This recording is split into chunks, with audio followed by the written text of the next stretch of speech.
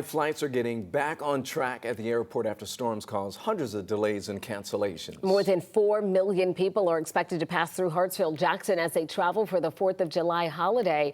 With more storms in the forecast, though, 11 Alive's Galat Malamed is live tonight from the airport with how you can better navigate those disruptions. Galat?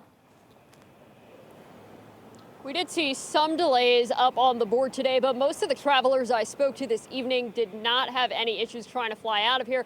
But, you know, these summer storms have become quite common. So ahead of another busy travel weekend, I sat down with a travel expert to ask for some tips. A sense of normalcy returned to Hartsfield-Jackson, but Alta Broederijk's journey to South Africa has been anything but normal. Got on the flight in Minneapolis around about 3 o'clock.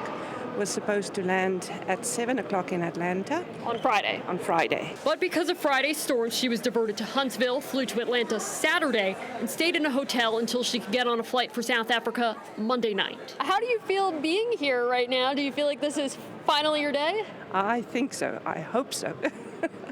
I'm going to make it this time. While Friday's disruption was significant, the late afternoon and evening storms seem to be quite common this summer. And with plenty of summer travel still ahead, I asked the Points Guy travel expert Clint Henderson for some tips. Is it more likely for flights to get delayed and canceled due to weather in the summer if it's a later flight?